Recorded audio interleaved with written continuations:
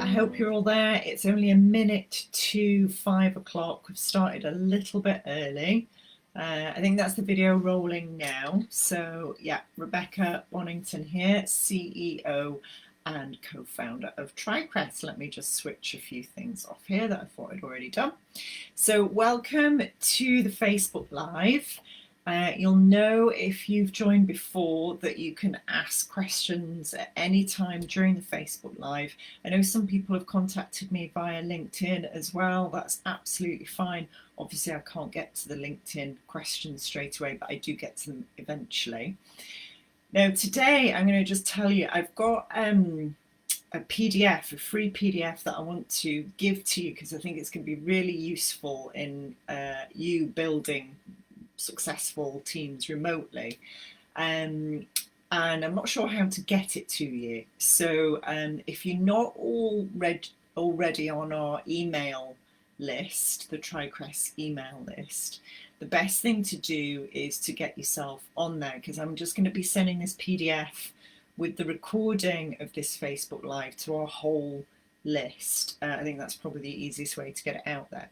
So if you're not already on our email list, then I would advise you to click on the free business report that we're doing at the moment, and that gets you into our list. Plus you get a free business report on how your business is doing in terms of people, strategy and revenues. Okay, so that's the sort of housekeeping out of the way. The next thing is that quite obviously businesses are having to adapt and adjust to remote team working. Now, business was heading in that direction anyway, but obviously COVID has accelerated that process. And we're now in this kind of halfway house, certainly in the UK, I'm not sure about the rest of the world, where some people are going into an office, some people are working from home. And in fact, working from home suits some people more than it suits others. And going to an office suits some people more than others. So I think the way forward in business is there's going to be a blend. There's going to be a mixture of a bit of office working and a bit of home working. And in that case, you know, remote team working is just going to be the new normal. Horrible expression, but true. I'm also aware that a lot of businesses, including my own, have people who contract with, freelance with, who supply my business, who are based all over the world. So I have suppliers in South Africa, in the southeast of England, in the US, I have clients in the US, Italy. So actually that team that even a small business needs to develop is increasingly remote, and increasingly is from a different culture and a different background. So this creates its whole challenges. So I'm going to give you some principles to use to work with teams remotely that can be applied in the office and remotely. Okay, so those of you who know me, I'm the CEO and co-founder of TriCrest. Our vision is to create the world's most successful business consulting and coaching business, mainly because we want to help more entrepreneurs all over the world, not because, you know, I want anything in particular. It's just about helping more businesses succeed and thrive. And the key is to create a blueprint for your business. And actually, what I've discovered is having a very clear vision and clear direction for your business really helps businesses grow and succeed and actually build value into their business. And some of you already know I'm going to be doing a masterclass on creating the blueprint for your business, as well as a coached program on creating that vision for your business, but more of that later. So if you're sitting there thinking, right, I've got people scattered all over the place, where do I begin? Things have fallen apart slightly. People after lockdown are a little bit exhausted. You've maybe had to furlough people. You've maybe had to make people redundant. You might have had to bring new people in. You might have grown your team. There are plenty of businesses that have actually exploded in size and scale during this lockdown period. So either way, that's going to bring challenges to developing your team. And as every single business leader knows that's worth their salt, you don't grow a high value business on your own. It really, really takes a team. I think the expression is it takes a village to raise a child. Well, it absolutely takes a village to raise a business. Nothing was ever done on your own. Okay, so yeah, my printer's just stopped whirring now, which is good. Okay, so the PDF I've got, I can't show you, and because it's Facebook Live, there we go, I can't actually sort of get into much detail about that, but this is what I'm going to be going through today. So when you see me look down, I'm just following the triangle there, and this is the PDF that I want to send to you, that I want you to sign up to receive. Okay, so what I've noticed about great teams, really interesting. I've worked with many teams over the years. I've worked with boards of directors who have come together from lots of different businesses, and they've had to gel together in order to create a coherent business. I've worked with quite fragile teams that have been through either a crisis or a change of leadership that has left them a little bit lost and at sea. I've worked with teams that work beautifully well together and actually function superbly well, and just wanted me to work with them in order to refine that and see what else they could achieve. I've worked with some highly dysfunctional teams as well, where there was a lot of fixing needed doing, a lot of mending bridges. And I've worked with all kinds of businesses, from marketing to financial services to construction, to IT services. I mean, you name it, I've worked with that kind of team. And what I do know about working with teams is that it is made up of people. And people are wonderful in their complexity and their nuances and the behaviours that they display. So the first thing I'm going to talk to you about managing remote team, any teams, is that as the leader or manager of that team, you've got to have flexibility. You've got to have the flexibility of language and approach that suits everybody within that team, and that sometimes means that you've got to take a step back and look in the mirror yourself and ask yourself, well, why isn't this team working? Is it something I'm doing or not doing? So that's the first thing to say. And I'm going to add, because you're dealing with people, what worked last month or even last week might not necessarily work this month or this week. So the tools I'm going to share with you are principles, and I want you to hold them in your hands as things that are flexible, interchangeable, and also add to your existing toolkit. Okay, hopefully you know your team pretty well and you know what works and what doesn't work, and that when you add or take away people from that team, that you know how to make the adjustments. The other principle I'm going to talk to you about is a team of 8. Now, once you go beyond a team of 8 people, whether it's remote or in the office, odd things start to happen. So if your team is up to 8, it's gone to 9, and you're the only person leading or managing that team, you need to divide it into 2 and put in another layer, either a team manager or a supervisor that you can delegate to. Because once you go beyond 8, it becomes unmanageable. You simply don't have enough time to manage 9, 10, 11, 12 people. It's just not workable. A great number within a team is 6. It's a really great number to have. Easily managed, easily led, great size for discussion and communication, and for making progress. 8 your maximum, and if you've got more than 8, then you're asking for a whole boatload of trouble. Okay, don't just take my word for that. You'll find in lots of organisations, including armed services, all kinds of organisations, that 8 is the top that one person can manage at any one time. So that's the first thing. if you're managing people remotely, what I've found during this period is that that intensity of management and leadership just increases. So actually 6 is probably your tops, okay? Because it just gets so much. You have to spend more time engaging with your team to make it work better, all right? Okay, I didn't say any of this was easy, okay? I'm just giving you principles and a framework to work with them. So the first one, and I don't think this is going to come as a surprise to anybody, remote team working is building trust, okay? How do you do that, particularly when we've had redundancies, furloughs, that kind of thing?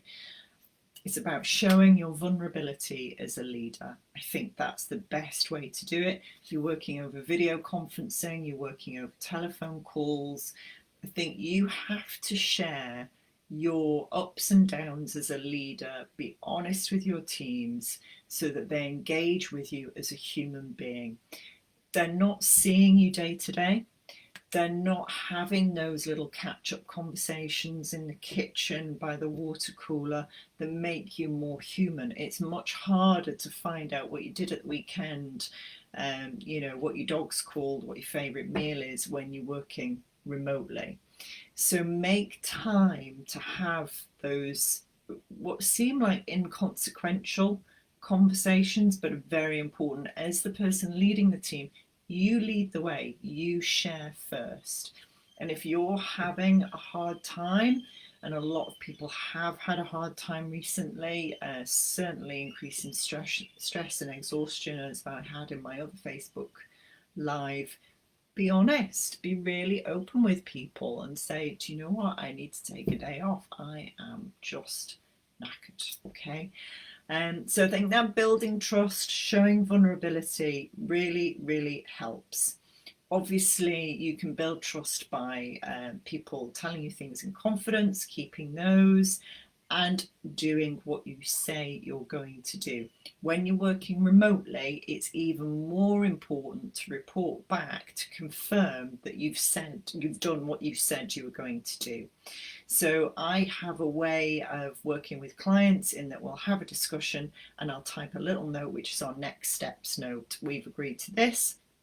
This is who's going to do it, and this is by when we're going to do it. And you have that follow-up so that people trust that you are doing what you've said you're going to do. Okay, just because you're in charge, it doesn't mean you don't have to report back and be accountable to your team.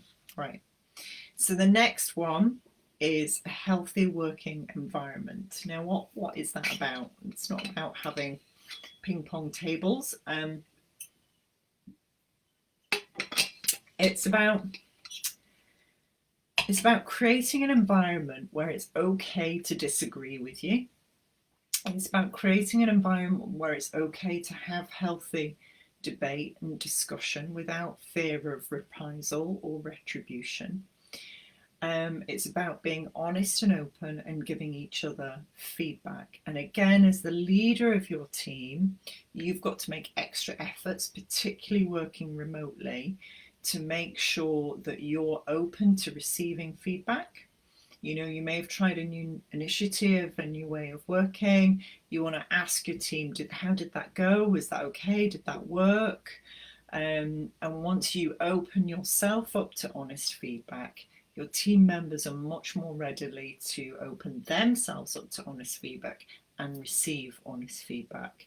And since feedback is the breakfast of champions, I think this healthy working environment is so important to continue to build trust, actually, because if somebody does something wrong or goes wrong or a project goes wrong, they must be able to be honest about that, admit their mistake, and know that the team has their back, not in terms of covering up, but in terms of going, right, okay, how do we work together to fix that?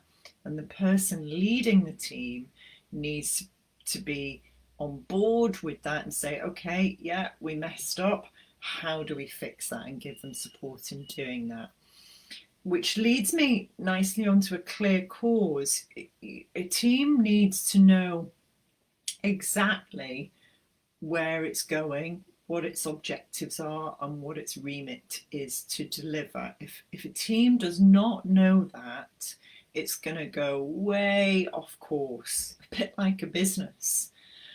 Now, this is one of the reasons that our signature program, my signature program, is about thinking big. It's about creating a really clear vision for your business of exactly where you want to go and how you're going to get there. It's no different for individual teams. If they're flip-flopping about thinking, well, I don't know whether I'm supposed to be doing this week or that next week, and I actually don't know what these objectives lead into, I don't know what the big picture is, makes them really hard to operate. And again, working remotely, that is magnified probably 10, 20, 30 times over.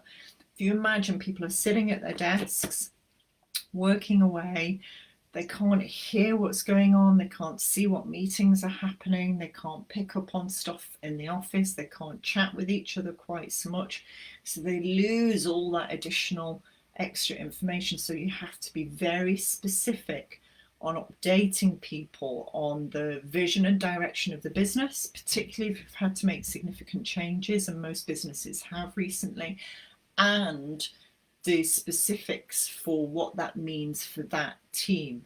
Make it very clear. A huge fan of repetition. If you've said that last week, you probably need to say it again in another 2 weeks.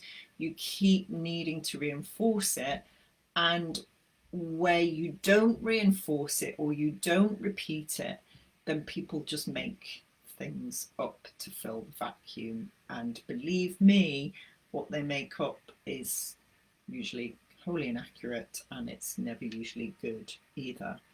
So having that clear course, having the big vision and direction for the business as a whole, and then an understanding of how the individual teams work to contribute to that. And if you've got a great structure and a great set of senior managers, team leaders, this should be done through them. I want you to bear in mind, though, that messages even in the office get watered down, a bit like Chinese whispers. Again, this is magnified massively when you work remotely, so you have to make additional efforts to make sure messages are received loud and clear, perhaps say them verbally, perhaps have them written down, perhaps create a PDF, a little graphic, something that makes it absolutely clear. There are so many systems now that you can get for remote working teams that keep projects in line and keep things on track. So investigate some of those for your business, okay? And this goes for if you're managing freelancers as well. So I'm managing a campaign at the moment. I've got a few freelancers that I'm working with, and I am having to repeat exactly where we're going, exactly what the campaign's about, and exactly how we're going to get there. Because people's lives get really busy and they forget, okay? Plus, I've got to take responsibility for my messaging. Has it been clear enough, okay? So if you've not repeated the clear cause, the clear direction, more than once in a fortnight, then you need to go back and have a look at that, okay? So full accountability. This is where teams, and this is sort of towards the top of the triangle, this is where teams are self-managing. And that's where you want to get to in a business, is self-managing teams. So I took on Sally, who's our TriCrest team manager, about 4 or 5 weeks ago. Before that, she was sales and customer care, but I've taken her on as this role, and I gave her the responsibility and accountability for recruiting our first admin virtual PA, so a VA. And I said to her, you go ahead and do that. It's your job. You are accountable and responsible for that person, because you're going to be managing and leading them. You're going to be delegating the tasks to them. And she came back to me and she said, oh, I want you to just check the job spec that I'm putting out there. And I said, no, I'm not going to check the job spec. I trust you. I've delegated this responsibility and accountability to you. I'm going to leave it up to you. Now, she asks me questions about some of the processes and tasks. That's absolutely fine. She keeps me informed. Brilliant. But the decision is entirely up to her. And whether that person is a success or failure, whether they work out or not, is entirely up to her, because I've delegated the full responsibility and accountability. Now I want you to imagine that within a team. So you've set their objectives, they know exactly what they're doing, they know why they're doing it, they know how it fits in with the rest of the organization. And then as the team leader, you need to step back, let them get on with it. You need to find out how they're going to manage that process amongst themselves. And again, because they're working remotely, you probably want them to tell you, what meetings they're going to have, when they're going to have them. You don't necessarily need to see the agendas, but what you do need to see is the progress they've made, so the outputs that they've made. And they may want to report back to you or get you in at the last 5-10 minutes of their meetings so that they can give you an update and summary of what's been going on. But once you've made the goals and objectives clear, step back, give them full accountability, responsibility, and let them get on with it. And that way the teams learn themselves how to be accountable to each other. They're not constantly relying on, mummy bird feeding them every 2 minutes or knocking on your door going, how do we do this? How do we do that? You leave them to work it out for themselves. Now, you're there for support, you're there for encouragement, you're there for if they need help, if things go wrong, or they have questions that they really don't know the answer to and can't work it out. But otherwise, it's hands off. And actually, one of the upsides of managing remote teams is it's really difficult to micromanage remotely. And that's a good thing, because micromanagement does not lead to growing a really strong, successful, high-value business. Micromanagement leads to the burnout of the individual who is micromanaging and the people who are being micromanaged eventually leaving. Because nobody likes it. You can micromanage in a crisis for a very short period of time, and then you have to step back.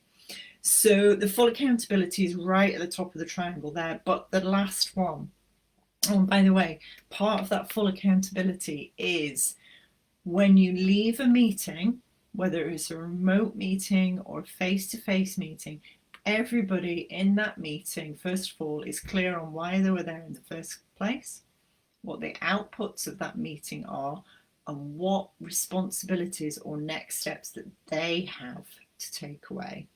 So I use a very simple matrix, which is what, who, by when, and fill that in at the end of every meeting and get it out within 24 hours so everybody knows what they're supposed to be doing. And then guess what? When you see again, you just follow it up. Okay, so the last one, freedom and outcomes. Let me have a drink.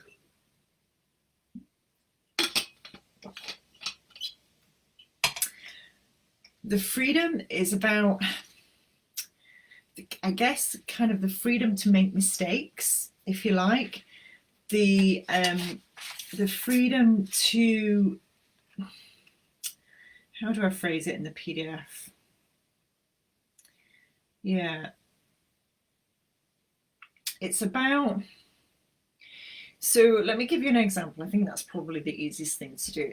If you've given a team a project or an objective, and they meet it, and they meet it really successfully, but they didn't get there in the way you thought they would get there, or the way that you'd prescribed, they actually found a better way of getting there. That's the freedom that I'm talking about. So the team has freedom to improve and alter your business processes if it works better for the particular objective or project they're working on. They're not stuck with this phrase, well, we did it like this because we've always done it like this. And this is an indication of a really trusting, high-performing team that are accountable to each other, that are accountable to the leaders of the business, and who are delivering consistently. They've got that freedom, and they can stand by the outcomes that they produce.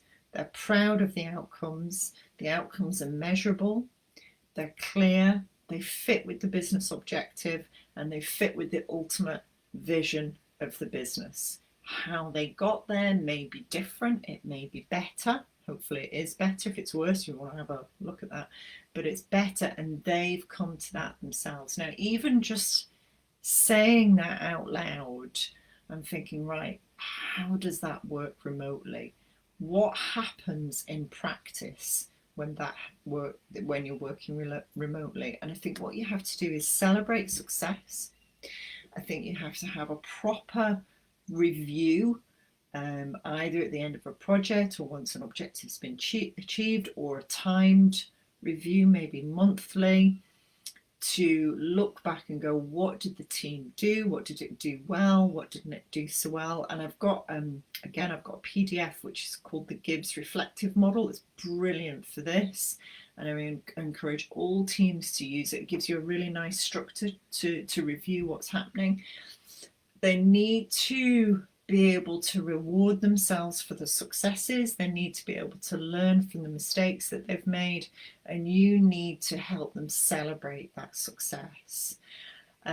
Remotely, you're going to have to be creative and imaginative. You're going to have to do something at the end of the day, a quiz, something fun. People are doing sort of question and answer sessions, people are doing dressing up things, people are doing themes, but there's got to be that reward for hard work, definitely. And that's where a little bit of extra effort. I know one CEO went round and delivered chocolates and flowers to everybody by hand. Can't do that with my lady in Italy, as much as I'd like to be flying to Italy right now. But I know at the end of the campaign that we're running now, I will be sending my team a gift in the post. So thank you very much. Did it last year when we got the platform up and running. All the people involved got a bottle of whiskey and some shortbread, which was really nice. Because there needs to be some kind of acknowledgement that you've achieved something. Now, if it's just a monthly review of how you've done over the past month, you no need to be sending gifts out, but there does need to be a mark, some kind of acknowledgement that you've done well this month, that you've come far this month, or that you've learned particular lessons. Okay, encourage your teams to give themselves a pat on the back, and you give themselves a pat on the back. I'm a great believer in making sure that the cookie jar is full of praise and feel good factor. If the cookie jar is full, it's much easier then to ask more of your teams. It's much easier then to ask them to go that extra mile from time to time, particularly in a crisis. You've got to keep filling the cookie jar, okay? If they're running on empty, there's only so long they can run on empty for before they end up being exhausted, okay? So that's a run through of managing teams remotely. There are some additional tips and tricks there that differ from managing the office. I think the key message is you've got to make a bit more effort. In fact, actually, you've got to make a lot more effort. And if you've not been in contact with your team for a week or more, then they're missing out and they're not feeling loved. And you need to do something about it. Do you need to be in touch with them every day? Not necessarily. It depends on the speed and pace of your business, but certainly weekly is an absolute minimum. Clear direction, clear focus, how it relates to the big vision of the business, and celebrating success. None of it's rocket science. However, making sure it happens, and as a leader of the team or as a leader of the business, you're not constantly drawn back to being in the business. That's the hard bit. That's the bit that you've really got to remember and focus on. Okay, so thanks for listening. Next week, we're going to have Nick Davis, who is the co-founder of Tricrest, and he's going to be going through his sales model. And I love his sales model because it's perfect for people who hate selling. So if you hate selling, tune in next Monday at 5 to our Facebook Live. And as I said to you earlier, if you haven't joined our email list, do, because I'll be sending this out with the PDFs that I've talked about. And if you're not in the Facebook group on Trycraft, do, because again, lots of information gets shared on there. And do go ahead and take advantage of our free business report. It's out at the moment because that actually closes on Friday. All right. Have a wonderful evening, everybody. Thank you so much for tuning in. I shall